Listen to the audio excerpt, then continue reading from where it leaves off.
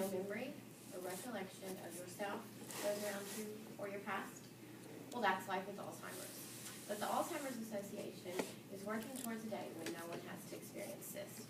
The Alzheimer's Association funds drug trials for new medications that will alter the effects of the disease.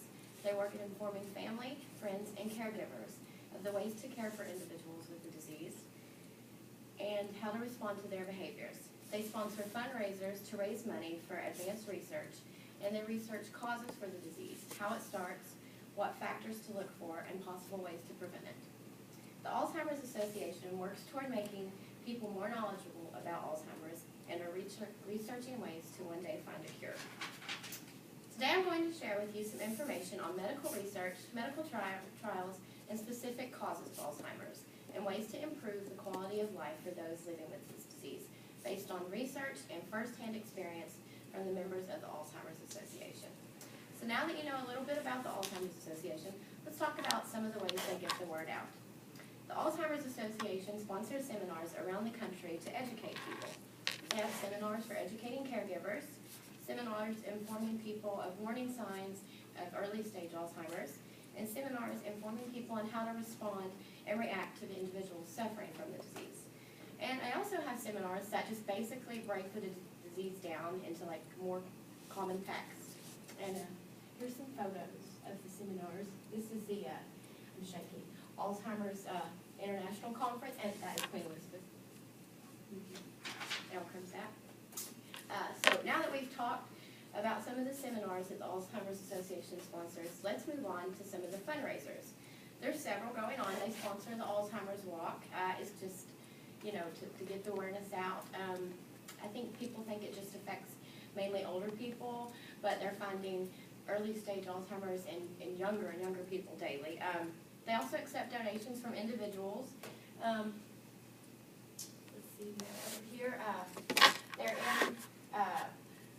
They're in the works with the Alzheimer's Association International Society for Advanced Alzheimer's Research and Treatment.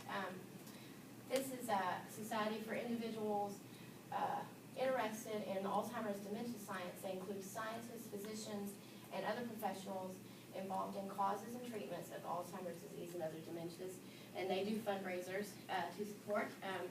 November is now National Alzheimer's Awareness Month. They have a lot of seminars during that time. They have a grant program that funds investigations that advance research for understanding the disease, treatment strategies. They provide information on how to improve care for people with dementia and further our knowledge about the health and disease prevention. They support investigators at every professional stage and include categories specifically designed to help the young scientists establish careers in Alzheimer's research. So now that you've been informed of some of the fundraisers that the Alzheimer's Association sponsors, let's discuss some of the research involved. Research is constantly being done. They conduct studies to identify some of the relating factors that may cause Alzheimer's, conduct studies to determine if certain dietary practices may play any type of role in causing, progressing, or enabling the disease. They conduct studies to determine if any other existing medical conditions might play a key role in it. And they conduct studies to determine if environmental or like mental status plays a role. And they also have clinical drug trials. In 1987, the first Alzheimer's drug trial consisted with the drug Tactrine, which over here in 93, the FDA approved the drug. It's now... Excuse us, sorry. It's now called Cognex. But it's approved by the FDA, and it was in their drug trial. And also, they need, right now, 50,000 volunteers are needed for drug trials, not only for patients with the disease, but they need patients, young or old, that don't have any symptoms to be like a control panel. So now that you've been informed about some of the research, let's talk about the people that make all this possible. Many people help to make this association. First and foremost is the public and their donations, and also their sponsorship in the medical trials. Second is the Quality Assured Medical Advisory and the Scientific Advisory.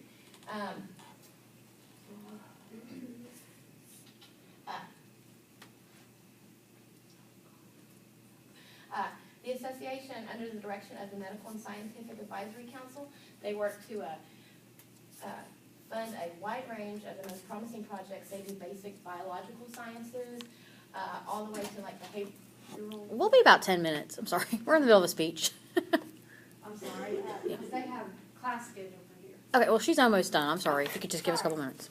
Okay, when they get done, you all can come in and sit down. Mr. McCown is staying on the opposite. I am very sorry. That is unbelievable. Forgot where it was. Oh, they fund a wide range of scientific studies from biological to the behavioral aspects of Alzheimer's. And also the other organizations in conjunction with the Alzheimer's Association.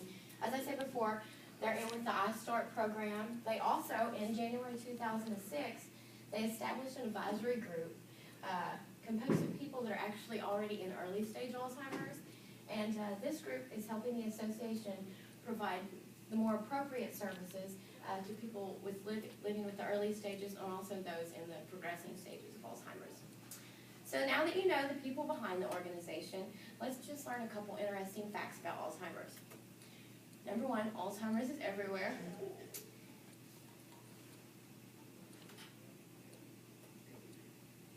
Sorry. It's the 6th leading cause of death in the United States. And it's not only just old people now. It can be the 50-year-old lady at the grocery store who forgets her keys every day. It can be your grandmother. It can be family. But in 1906, it was discovered as a peculiar disease by a German physician. He had a lady who was having profound memory loss. She was making strange, non-supported allegations about her family, and she was suffering from other psychological conditions. But when he did an autopsy of her brain, he noticed a dramatic shrinkage and abnormal deposits in and around her nerve cells. Another interesting fact is in 87, well, they did the first drug trial. Also in 87, they found the first deterministic gene was identified. And it actually is also on the 21 chromosome. It's one of them, people with Down syndrome, they actually have 3. But it's also was found that people with Down syndrome typically develop Alzheimer's around the age of 30 or 40. And the founder of this foundation is Jerome Stone. He actually was a member of a support group, and he and some representatives of other support groups got together and took this to the federals. And in 1980, they formed the foundation. And the Alzheimer's Association is actually the largest nonprofit organization for funding of this disease. So now that you know a little bit about Alzheimer's and the efforts put forth by the Alzheimer's Association to prevent, treat, and possibly cure this devastating disease, hopefully you'll be leaving here with a better understanding and a deeper compassion for those suffering with this. So today I've shared a few ways that Alzheimer's Association helps those living with the disease by sponsoring medical trials, ongoing research for a cure, and by informing others on ways to improve the quality of life for those suffering. So next time you wonder how it would feel to wake up with loss of recollection of your life, know that the Alzheimer's Association is working to prevent that. Nice job.